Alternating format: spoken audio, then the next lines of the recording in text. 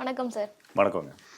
இந்த பட்ஜெட் 2025ல 12 லட்சம் வரைக்கும் இருக்கிறவங்களுக்கு வருமான வரி விலக்கு கொடுக்குறோம் அப்படின்னு ஒரு அனௌன்ஸ்மெண்ட் கொடுத்துருக்காங்க. ஸோ பீப்புள் கையில் எப்படியும் சர்ப்ளஸாக ஒரு அமௌண்ட் வரப்போகுது. நாங்கள் மியூச்சுவல் ஃபண்ட் எக்ஸ்பர்ட் கிட்ட பேசணும் அப்படின்னா அந்த அமௌண்ட் வந்து மியூச்சுவல் ஃபண்டில் இன்வெஸ்ட் பண்ண வாய்ப்பு இருக்குது. ஸோ மார்க்கெட் வந்து உயரும் அப்படின்னு சொல்கிறாங்க. கோல்டு ரிலேட்டடாக பேசுகிறவங்க கிட்ட வந்து மக்கள் தங்கம் வாங்குறதுக்கான வாய்ப்புகள் இருக்குது அப்படின்னு சொல்கிறாங்க. மக்கள் வந்து ஸ்பெண்ட் பண்ணலாம், இல்லை ஹோம் லோன் அடைக்கலாம், இந்த மாதிரி நிறைய ஆப்ஷன்ஸ் இருக்குது. ஸோ ஒரு டாக்ஸ் பேயராக என் கையில் கொஞ்சம் சர்ப்ளஸ் அமௌண்ட் வருது அப்படின்னா இப்போ நான் அதை எப்படி ஹேண்டில் பண்ணுவேன் சார்? இப்போ இந்த ஹேண்ட்லிங் மெத்தட் போகிறதுக்கு முன்னாடி ஏன் இந்த அனௌன்ஸ்மெண்ட் வந்தது அப்படின்றத சின்ன ஒரு ஐஸ் பிரேக்கிங் கொடுத்துட்டு அதுக்கப்புறம் அந்த சப்ஜெக்ட் போகிறேன். போன ஃபினான்ஷியல் இயரோட லாஸ்ட்டு குவார்ட்டர் அதில் வந்து இந்தியாவோட ஜிடிபி வந்து 8.2%, நம்மளோட பொருளாதார வளர்ச்சி அப்படின்றது. இப்போ இந்த குவார்ட்டர், இப்போ நடப்பு குவார்ட்டரில் வந்து பார்த்தீங்கன்னா இட் இஸ் 6.2% இருக்குது. கிட்டத்தட்ட 2% இருந்தது ஜிடிபி குறைஞ்சிருக்கு. மேஜராக இதில் பார்க்குறது என்ன அப்படின்னா, இந்தியன் கன்சியூமர் வந்து கன்சம்ஷன்ஸ் வந்து பண்ணுற அளவுக்கு கெப்பாசிட்டி இல்லை. இப்போ நார்மல் டேஸில் பார்க்கலாம் இல்லையா, இப்போ காரோட விலையெல்லாம் வந்து பார்த்தீங்கன்னா 7 லட்சத்துக்கு விற்ற காரு 17 லட்சம் விற்கிது. இப்போ இன்னைக்கு கூட வந்து ஒரு யூஸ்டு கார் போய் சும்மா விசிட் பண்ணி எப்படி மார்க்கெட் இருக்குன்னு பார்க்க போகிறேன் அப்படின்னு பார்க்கும்போது அந்த கார் 7 வருஷத்துக்கு முன்னாடி என்ன ரேட்டு விற்றதோ அந்த விலை வந்து இப்போ யூஸ்டு காரில் விற்கிறாங்க. ஸோ இது யாருனாலையும் பை பண்ண முடியாது. இப்போ இதை சரி பண்ணுறதுக்கு உண்டான பட்ஜெட் தான் இந்த பட்ஜெட். ஃபர்ஸ்ட் பாயிண்ட் அதுதான். தென் வந்து மார்க்கெட் ரியாலிட்டி எப்படி இருக்குன்னா, மக்கள் வந்து பார்த்தீங்கன்னா 2008க்கு அப்புறம் வந்து பார்த்தீங்கன்னா அப்போ தான் நம்ம ஸ்பெண்டிங் நேச்சரே ஜாஸ்தியாச்சு. நம்ம பர்ச்சேஸ் நிறைய பண்ண ஆரம்பித்தோம்.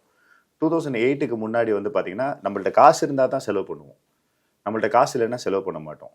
2008க்கு அப்புறம் நிறைய என்பிஎஃப்சிஸ் ஓப்பன் பண்ணாங்க. அப்போ ஓப்பன் பண்ணும்போது என்ன ஆயிடுச்சுன்னா, நீங்கள் ஒரு பொருள் வாங்கினா நினச்சா மட்டும் போதும், நீங்கள் வந்து இஎம்ஐ மூலயமா எடுத்துக்கலாம். லைக் இப்போது பஜாஜ்ன்ற ஒரு கம்பெனி வந்து கன்சியூமர் லோன்ஸ் நிறைய கொடுத்தாங்க இல்லையா, 8 மாதத்தில் ரீபேமெண்ட் பண்ணுங்கன்னு. இப்போ இந்த சினாரியோ என்ன ஆயிடுச்சுன்னா, நம்ம எல்லாருமே வந்து பணம் இல்லாட்டினாலும் பர்ச்சேஸ் பண்ணலான்ற ஒரு நிலைமை கொண்டு வந்தது.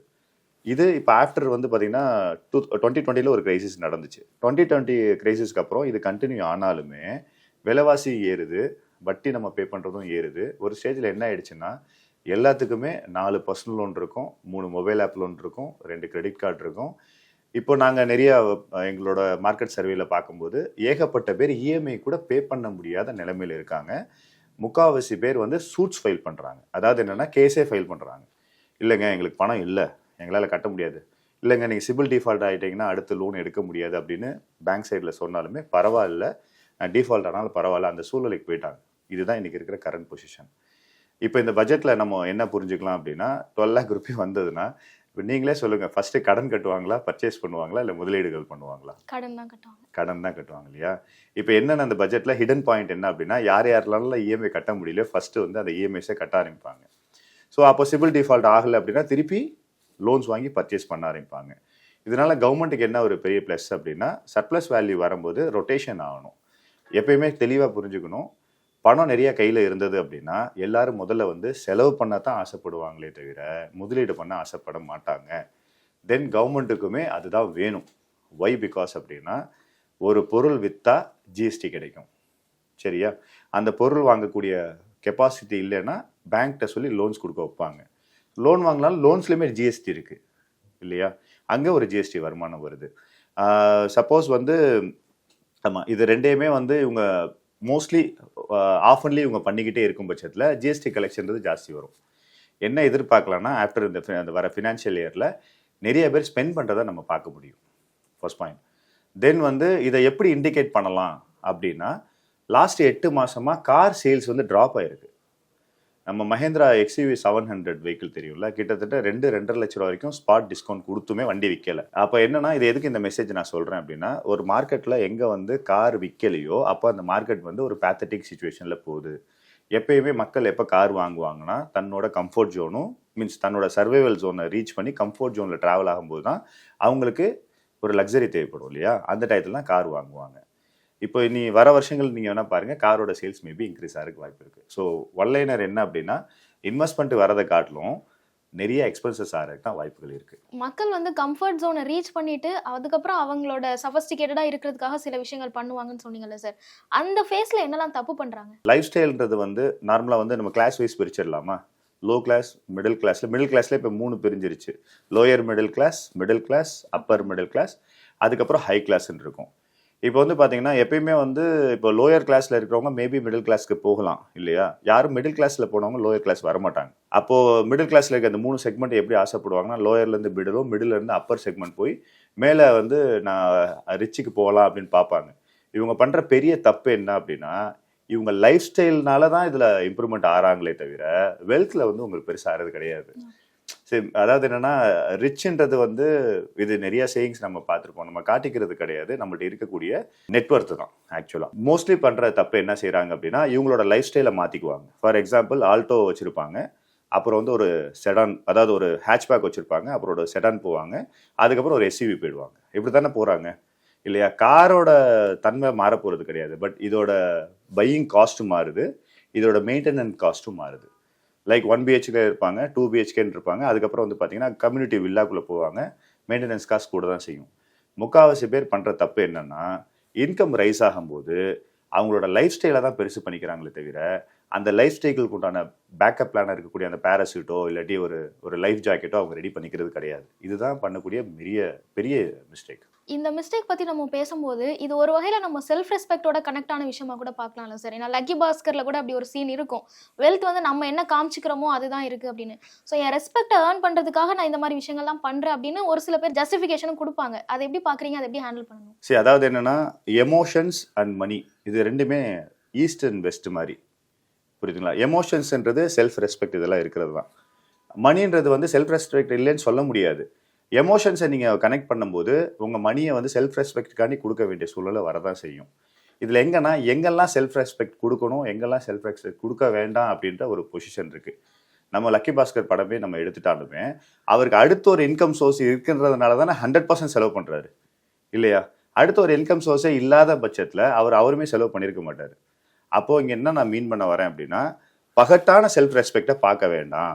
செல்ஃப் ரெஸ்பெக்ட்ன்றது என்ன அப்படின்னா, நம்மளோட ஃபேமிலிக்கு கொடுக்கக்கூடிய பேசிக் நீட்ஸில் நம்ம வந்து தவறுறோம், அதை யாராவது கேள்வி கேட்குறாங்க அப்படின்னா அதுதான் first self respect.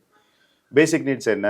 Studies, second வந்து ஃபுட்டு, அப்புறம் வீட்டுக்கு தேவையான வாழ வேண்டிய ஐட்டங்கள் இல்லையா? அதுக்கப்புறம் ஒரு ஜோனுக்கு போகும்போது அந்த இடத்துல நம்ம ஒரு கம்ஃபர்ட் ஜோனுக்கு போகும்போது சில இது தேவைப்படும். மீன்ஸ் நல்லபடியாக ஒரு கார் வச்சுருக்கணும், நல்ல கிளாத் பண்ணணும், இதெல்லாம் ப்ராப்ளம் கிடையாது. பட் என்னன்னா, நான் ரொம்ப லக்ஸரியாக என்ன எல்லாருமே சொல்லணும், என்னை வந்து மதிக்கணும் அப்படின்னு ஒரு ஸ்டேஜுக்கு மேலே போகிறது தான் இங்கே ப்ராப்ளம் வருது. அது வந்து ஒரு பகட்டான விஷயம்தான். அதை கொஞ்சம் அவாய்ட் பண்ணிக்கலாம். எப்போ வரைக்கும் அவாய்ட் பண்ணிக்கலாம் அப்படின்னா, உதாரணத்துக்கு எனக்கு வந்து மாதத்துக்கு எனக்கு பேசிக்காக 20,000 ரூபா நான் செலவு பண்ணலாம் அப்படின்றது ஒரு பேசிக்கான விஷயம் வச்சுக்கலாம். என்னோட ரெஸ்பான்சிபிலிட்டின்னு வச்சுக்கலாம். நான் வந்து ஒரு லக்ஸரியாக மெயின்டைன் பண்ணுறதுக்கு எனக்கு 1 லட்ச ரூபா வரைக்கும் செலவாகுது அப்படின்ற சூழ்நிலை எனக்கு இருக்குது, இல்லை அப்படி வாழணும்னு ஆசைப்படுறேன் அப்படின்னா, என்னோட மினிமம் நெட்வொர்த்ன்றது லிக்விட் அசெட்டில் ஒரு 2 கோடி ரூபா இருக்கணும். 2 கோடி ரூபா இருந்தது அப்படின்னா, உதாரணத்துக்கு ஒரு எஃப்டியா இருக்குன்னு வச்சுக்கலாமே, அவங்க என்ன அவங்களுக்கு பிடிச்ச அசெட் கிளாஸ்ல எல்லாம் வச்சுக்கலாம். நம்ம பேசிக்காக எல்லாம் புரியுற மாதிரி ஃபிக்ஸட் டெபாசிட் வச்சுக்கலாம். அதில் ஒரு 6% இன்ட்ரெஸ்ட் அப்படின்னா வருஷத்துக்கு ஒரு 12 லட்ச ரூபா வரும். விச் மீன்ஸ் மாதத்துக்கு 1 லட்ச ரூபா. இந்த பொசிஷனில் அடையிற போது இந்த செலவு பண்ணுறோம்ல, இது லக்ஸரியே கிடையாது. கரெக்டா? இப்போ இந்த பொசிஷனை அடையாமல் என்கிட்ட எந்த காசுமே இல்லாமல் என்னோட வருமானத்துக்கு தாண்டி நான் செலவு பண்ணேன்னா அதுதான் இங்கே தவறு. அதில் வந்து செல்ஃப் ரெஸ்பெக்ட் பார்க்கணுன்ற அவசியம் வந்து, அதாவது என்னன்னா பகட்டா பார்க்க வேண்டிய அவசியம் கிடையாது. அகைன் நம்ம இந்த டாக்ஸ் எக்ஸம்ஷன் பத்தி பேசும்போது மக்களோட ஸ்பெண்டிங் கெப்பாசிட்டி இன்க்ரீஸ் ஆகிறதுக்கு தான் நிறைய சான்ஸ் இருக்கு அப்படின்னு குறிப்பிட்டீங்க. ஸோ ஒரு டாக்ஸ் பேயர் அவங்க கையில் சர்ப்ளஸ் அமௌண்ட் வரும்போது இதை எப்படி எஃபிஷியண்டாக செலவு பண்ணலாம் சார்? டெஃபினெட்லிங்க. சரி, பேசிக்காக வந்து நம்ம ஃபினான்ஸில் வந்து மொத்தம் பார்க்க வேண்டியது ஒரு 3 கேட்டகரி தான். வாங்குகிற மாத சம்பளத்தில் நம்ம மாத சம்பளத்தில் என்ன செய்வோம்னா போஸ்ட் டேக்ஸ் இருக்கிறத சொல்கிறேன் நான். ஃபஸ்ட்டு செலவு பண்ணுவோம், அடுத்து வந்து கடன் கட்டுவோம். இதை ரெண்டையுமே மேண்டேட்ரி பண்ணிவிடுவோம். 3வதுன்றது முதலீடுகள். பேசிக்காக இருக்கிறது என்ன அப்படின்னா, செலவுகள் 30% பண்ணணும், அதே மாதிரி நம்ம வாங்கக்கூடிய கடனும் அதே மாதிரி கமிட்மெண்ட்டும் 30%க்குள்ளே இருக்கணும். கமிட்மெண்ட்னா இந்த ரெனிவல்ஸ்லாம் இருக்கும்ல, நான் வந்து இன்சூரன்ஸ் நிறையா பண்ணியிருப்பேன், ஹெல்த் இன்சூரன்ஸ் பண்ணியிருப்பேன், வெஹிக்கிள் இன்சூரன்ஸ் பண்ணியிருப்பேன், செல்வ மகள் திட்டம், இதெல்லாம் கமிட் ஆகிருக்கும், அதெல்லாம் கமிட்மெண்ட்ஸ்குள்ளே கொண்டு வந்துடலாம். இதை ரெண்டையுமே 60% வச்சுட்டு மிச்சம் இருக்கிற 40%-ஐ ஒரு கன்சிஸ்டண்ட்டாக ஒரு 15 வருஷம் 15% ரிட்டர்ன்ஸ் இருக்கக்கூடிய அசெட் கிளாஸில், அதெல்லாம் நிறைய அசெட் கிளாஸ் இருக்குது, அந்த மாதிரி அசெட் கிளாஸில் இன்வெஸ்ட் பண்ணால் என்ன நடக்கும் அப்படின்னா, நான் என்ன வருமானம் வாங்கினேனோ அந்த வருமானத்தை என்னோட டோட்டல் சேர்த்து வச்ச காசு வரக்கூடிய டிவிடெண்டோ இல்லாட்டி இன்ட்ரெஸ்ட்டோ இது ரீப்ளேஸ் பண்ணிடும். அதுக்கு கொஞ்சம் பொறுமை இருக்கணும். இதெல்லாம் ஒரு நல்ல காலகட்டம். ஆக்சுவலாக இந்த 12 lakhs வரைக்கும் நம்மளுக்கு வந்து எக்ஸம்ஷன்ஸ் வந்து கொடுக்குறது. ஸோ கையில் சர்ப்ளஸ் வேல்யூ இருக்கும்போது இந்த எல்லைக்குள்ளே நம்ம செலவு பண்ணி கடன் வாங்கிட்டோம் அப்படின்னா பெட்டராக பண்ண முடியும். இது ஏன் இது திருப்பி நான் வலியுறுத்தி சொல்கிறேன் அப்படின்னா, எல்லா இண்டஸ்ட்ரியிலையும் இன்றைக்கி 40லேருந்து 45 வயசில் இருக்கிறவங்கள நம்ம கம்மியாக தான் பார்க்குறோம் இல்லையா? வேலை வாய்ப்புகள் அந்த இண்டஸ்ட்ரி அழியலை, ஐடி இண்டஸ்ட்ரி அழியலை, ஃபார்மா இண்டஸ்ட்ரி அழியலை, மீடியா இண்டஸ்ட்ரி அழியலை, பேங்கிங் அண்ட் ஃபினான்ஸ் இண்டஸ்ட்ரி அழியலை. பட் அந்த இண்டஸ்ட்ரியில் இருக்கிறவங்களுக்கு இளமையான வயசில் அதிகமான வருமானம் வரும். 40-45 வயசு வந்தோடனே ஒன்று அந்த இண்டஸ்ட்ரியிலேருந்து அவங்க வெளியே போயிடணும், இல்லாட்டி அந்த வேலை பழுவே அவங்களுக்கு போக வச்சிடும். அப்போ இந்த குறிப்பிட்ட அந்த 15லேருந்து 20 வருஷம் வந்து இதை சரியான முறையில் மெயின்டைன் பண்ணோம்னா பர்சனல் ஃபைனான்ஸ்ன்றது ரொம்ப நல்லாயிருக்கும். இதை இன்னும் ஸ்பெசிஃபிக்காக கேட்கலாம் அப்படின்னு நினைக்கிறேன். இப்போ நான் ஒரு டேக்ஸ் பேயர், என்கிட்ட எக்ஸஸ் அமௌண்ட் வருது, எனக்கு ஒரு பர்சனல் லோனும் இருக்குது, வீடு கட்டணுங்கிற ஆசையும் இருக்குது, எனக்கு கிட்ஸ் இருக்காங்க, அவங்கள நான் படிக்க வைக்கணும், இல்லை அவங்களுக்கு ஃபியூச்சருக்கு சேர்க்கணும், இந்த மாதிரியான ரெஸ்பான்சிபிலிட்டிஸும் இருக்குது. ஸோ இந்த சர்ப்ளஸ் அமௌண்ட்டை நான் இதில் எதுக்கு பயன்படுத்தலாம்? சரி, இப்போ என்னன்னா கடனே வாங்கக்கூடாதுன்னெலாம் கிடையாது. இப்போ கடன் எடுத்துட்டோம்னா ஒரு ஹோம் லோன் வாங்குறது தப்பே கிடையாது, ஒரு நியூ கார் லோன் வாங்குறது தப்பே கிடையாது. ஆனால் என்னோட எலிஜிபிலிட்டிக்கு தாண்டி வீடு வாங்குறது தான் தப்பு. இப்போ என்னோட எலிஜிபிலிட்டி 70 லட்ச ரூபா வீடு வாங்கினா என்னால் வந்து இஎம்ஐ ஒரு கண்ட்ரோலாக பே பண்ண முடியும்னா நான் 1.5 கோடிக்கு வீடு வாங்குறது தப்பு. தென் வந்து இப்போ நியூ கார்ஸ் வந்து பார்த்தீங்கன்னா எனக்கு இப்போதைக்கு ஒரு செடான் கார் வாங்குறதுக்கு அஃபோர்டபிலிட்டி இருக்குன்னா நான் அந்த இடத்துல போய் ஒரு எஸ்யூவியோ ஒரு ப்ரீமியம் செக்மெண்ட் வாங்குறது தப்பு. இப்போ இந்த 2 இடத்துல இதை சரி பண்ணிட்டோம் அப்படின்னா ஹோம் லோனும் நியூ கார் லோன் ப்ராப்ளம் கிடையாது. இந்த பர்சனல் லோனு, கிரெடிட் கார்டு இதெல்லாம் மேஜர்லி எண்ட் யூஸ் எங்கே இருக்கும்னா ஒரு கன்சியூமர் தான் இருக்கும். ஏதாவது நீங்கள் ப்ராடக்ட்டை கன்சியூம் பண்ணியிருப்பீங்க. கிரெடிட் கார்டு ஸ்வைப் பண்ணி என்ன பண்ண போகிறோம்? நிறைய பேருக்கு ஜஸ்டிஃபிகேஷன் என்ன இருக்கும்னா நான் வந்து அதில் டிஸ்கவுண்ட்ஸ்லாம் நிறையா வாங்குறேன் அப்படின்னு இருக்கும். பட் நம்மளோட ஸ்பெண்டிங் பிஹேவியர்ஸே அது மாற்றிடும், 100% மாற்றிடும். நார்மலாக கையில் காசு இருந்துச்சுன்னா நான் ஒரு 10,000 ரூபா செலவு பண்ணுறேன் அப்படின்னா கிரெடிட் கார்டில் வந்து எனக்கு என்னென்னா ஆஃபர்ஸ் நான் வாங்குறேன்னு 15,000 ரூபா 20,000 ரூபா செலவு பண்ண ஆரம்பிச்சிடுவேன். ஸோ அந்த இடத்துல நான் இங்கே சொல்ல வர பாயிண்ட் என்னன்னா, இப்போ சர்ப்ளஸ் வேல்யூ ஜாஸ்தி இருந்துச்சுன்னா ஃபஸ்ட்டு கான்சன்ட்ரேட் பண்ண வேண்டியது பர்சனல் லோனை க்ளோஸ் பண்ணணும், கிரெடிட் கார்டு இருந்துச்சுன்னா அது கம்மியாக இது பண்ணணும், மொபைல் ஆப் லோன் பண்ணக்கூடாது, மைக்ரோ ஃபினான்ஸ் லோன் பண்ணக்கூடாது. ஏன்னா இது எல்லாமே மினிமம் 14%லேருந்து மேக்ஸிமம் 38%, 48% வரைக்கும். ஏன்னா மொபைல் ஆப் லோனில் 48% வட்டி. இந்த இதை வந்து சரி பண்ணணும். ஏன் இது சொல்கிறேன் அப்படின்னா, சராசரியாக ஒரு சேலரின்றது வருஷத்துக்கு இன்க்ரிமெண்ட் ஆகுது 10% தான் இல்லையா? 10% தான் இன்க்ரிமெண்ட் ஆகுது. அப்படி 10% இன்க்ரிமெண்ட் ஆகிற ஒரு சேலரியை வச்சு நான் கிட்டத்தட்ட ஆவரேஜாக 18% வட்டி கட்டினேன்னா வட்டி கட்டுறதுக்கே என்னோட சேலரி இன்க்ரிமெண்ட் சரியாக போயிடும். ஸோ இது வந்து இந்த நல்ல காலகட்டத்தை பயன்படுத்தி எல்லாரும் டெட்டை கன்சால்டேட் பண்ணாங்கன்னா ரொம்ப நல்லது. அது பண்ணது போக டெஃபினெட்லி இந்த ஹோம் லோன், நியூ கார் லோனாக க்ளோஸ் பண்ணலாம் அவசியம் இல்லை. சர்ப்ளஸ் வேல்யூ நல்லாவே இருக்கும். டெஃபினெட்லி ஃபியூச்சருக்கு பிளான் பண்ணலாங்க. அது கிட்ஸோட படிப்பாக இருந்தாலும் சரி, மேரேஜாக இருந்தாலும் சரி, ரிட்டைர்மெண்ட் இருந்தாலும் சரி. இந்த ஸ்பெண்டிங் பற்றி நம்ம பேசும்போது கிரெடிட் கார்டு இருக்கிறதுனால நிறைய ஸ்பெண்ட் பண்ணுறோம் அப்படின்னு சொன்னீங்க. இந்த ஸ்பெண்டிங்கை கண்ட்ரோல் பண்ணணும் அப்படின்னா நீங்கள் யூபிஐ வந்து யூஸ் பண்ணாதீங்க, கையில் கேஷாக எடுத்துகிட்டு யூஸ் பண்ணுங்க அப்படின்னு மாதிரி டிப்ஸ் எல்லாம் சொல்கிறாங்க. இது ப்ராக்டிக்கலி ஒர்க் அவுட் ஆகுமா? இதை ட்ரை பண்ணலாமா? கரெக்டுங்க. இதில் எனக்கு ஒரு சின்ன முரண்பாடு இருக்குங்க. ஏன்னா இப்போ என்னென்னா கையில் வந்து நம்ம ஸ்பெண்ட் பண்ணுறோம் அப்படின்னா அங்கேயும் ஸ்பெண்ட் பண்ண தான் செய்வோம். அதில் பெரிய மைனஸ் பாயிண்ட் என்ன இருக்குன்னா, நான் என்ன ஸ்பெண்ட் பண்ணேன்னு கூட நமக்கு தெரியாது. மேபி சைக்காலஜிக்கலாக ஸ்பெண்ட் பண்ணும்போது எனக்கு ஒரு மனசு வலிக்கும், அவ்வளோதான். இது நம்பரை டைப் பண்ணும்போது நான் வாட்ஸ்அப்பில் போடுற மெசேஜுக்கும் ஜிபேயில் போடுற அந்த நம்பருக்கும் 2க்கும் ஈக்குவலாக தான் இருக்கும். பட் என்னன்னா என்னோட மாற்று கருத்து என்ன அப்படின்னா, நீங்கள் ஃபோன்பே, ஜிபேயில் பண்ணி you have a proper record. Best practice நான் நிறைய பேர்ட்ட கேள்விப்பட்டது என்னன்னா, ஒரு சேலரி அக்கௌண்ட் இருக்குன்னு வச்சுங்களேன், அந்த சேலரி அக்கௌண்ட்டில் ஒரு பிரைமரி அக்கௌண்ட்டில் பணம் இருக்கும்.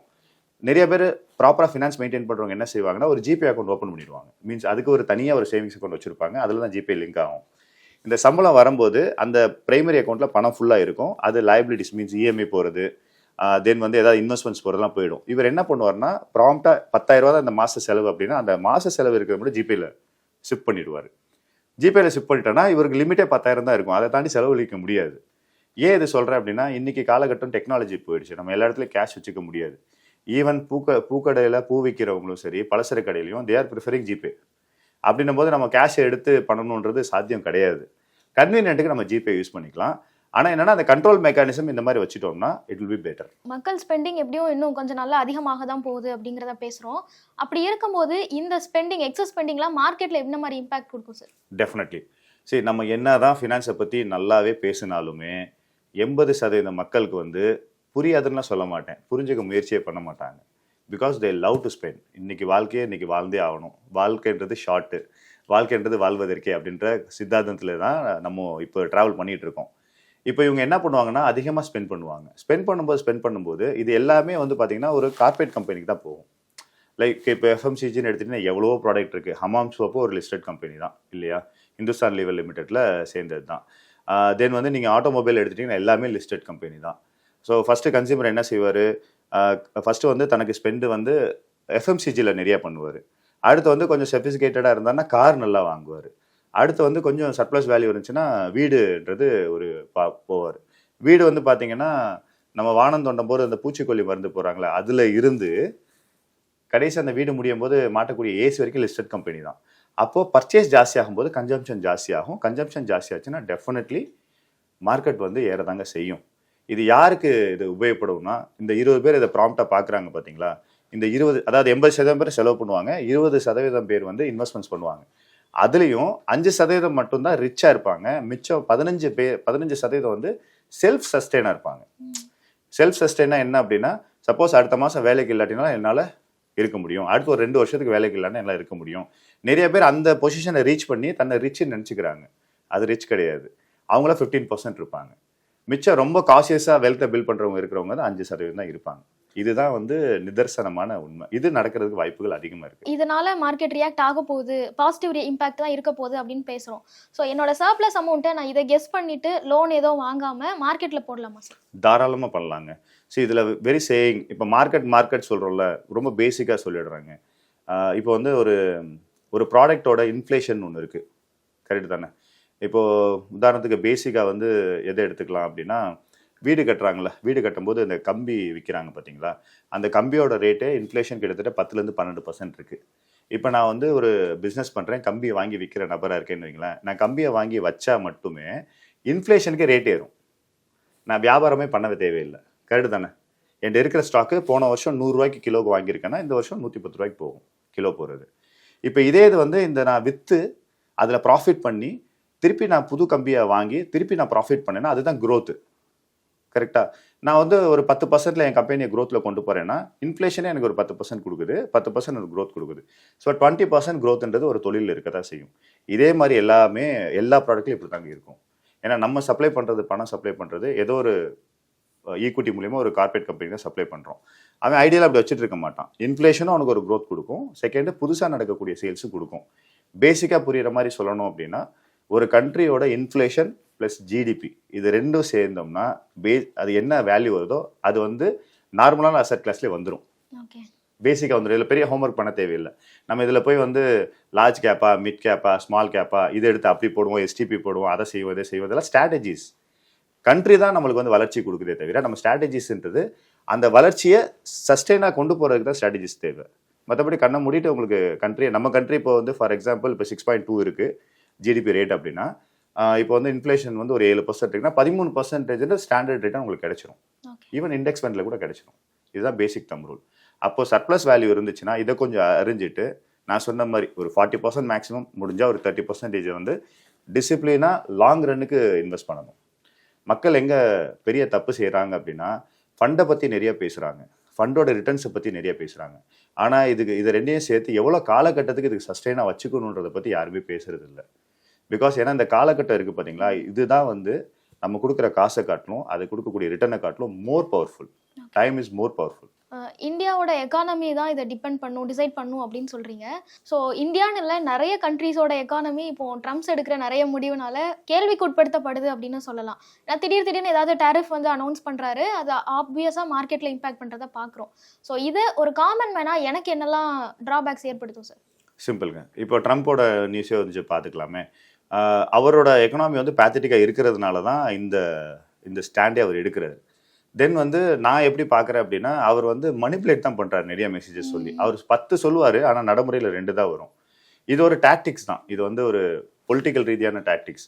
நான் இது செய்ய போகிறேன், அது செய்ய போகிறேன் அப்படின்னு சொல்லும்போது ஆட்டோமேட்டிக்காக வந்து பேனிக்லேயே வந்து இண்டஸ்ட்ரி கொஞ்சம் அவருக்கு தகுந்தது மாதிரி ஒத்துழைப்பு கொடுக்கும். இப்போது அவர் டைரெக்டாக சொன்னது யாரை சொன்னாருன்னா, மெக்சிகோ சொன்னார், கனடா சொன்னார், சைனா சொன்னார். இப்போ நீங்கள் நல்ல நியூஸில் பார்த்தீங்கன்னா கனடா, சைனா மெக்சிகோவும் கனடாவும் அவர் சொன்னது மாதிரி சில விஷயங்கள்லாம் வந்து பண்ண ஆரம்பிச்சிட்டாங்க. இப்போ இல்லீகல் இமிகிரன்ஸ் வரதெல்லாம் அங்கே ஸ்டாப் பண்ணுறது, இதெல்லாம் பார்த்தீங்க நீங்கள் நியூஸஸில். இது நியூஸஸ் மூலியமாக கண்ட்ரோல் பண்ணுறது. இது வந்து ஒரு எக்கனாமியில் லாங் ரன்னுக்கு ப்ராப்ளம் கொடுக்காது. இது எங்கே ப்ராப்ளம் கொடுக்கும்னா ஷார்ட் ரன்னில் ப்ராப்ளம் கொடுக்கும். 2 டேஸில் 3 டேஸில் ரியாக்ட் பண்ணுறது. நான் தெளிவாக சொல்கிறது என்ன அப்படின்னா, ட்ரேடர்ஸ் எந்த காலகட்டத்திலையும் வந்து பார்த்தீங்கன்னா நிறைய பேர் நஷ்டப்படுறதுக்கு தான் வாய்ப்புகள் இருக்குது.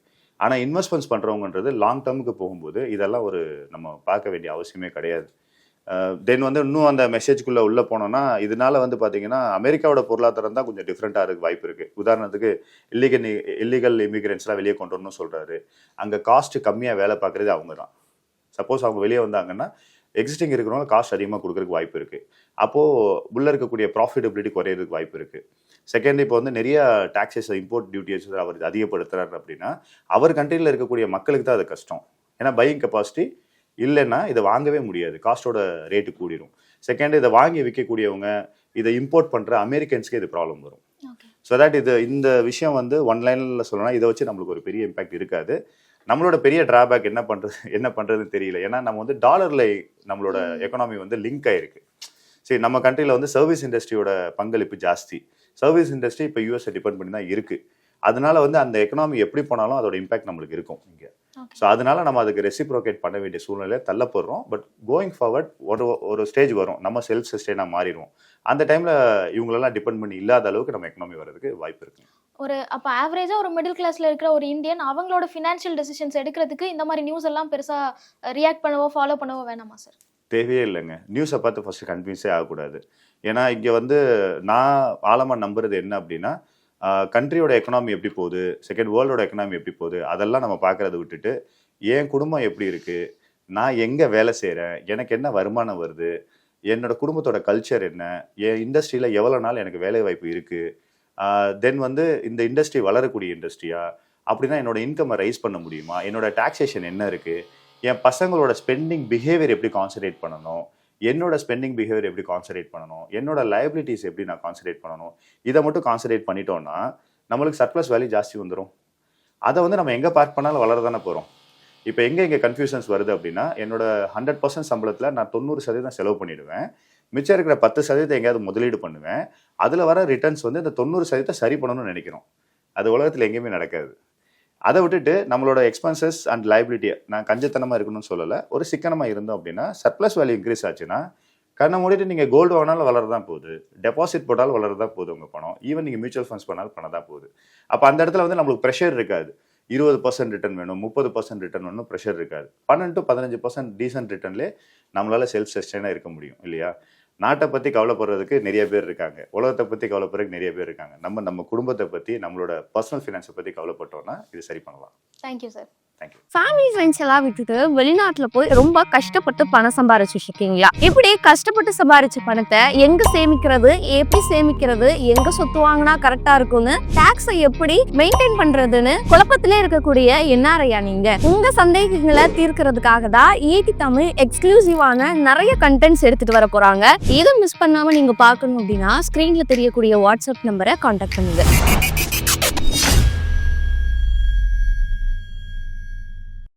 மேலும் ஈடி தமிழ் சேனல்ல வரப்போகும் பிசினஸ் மற்றும் அது ரிலேட்டடான வீடியோவை பார்க்க உடனே கீழே இருக்க சப்ஸ்கிரைப் பட்டனை கிளிக் பண்ணுங்க.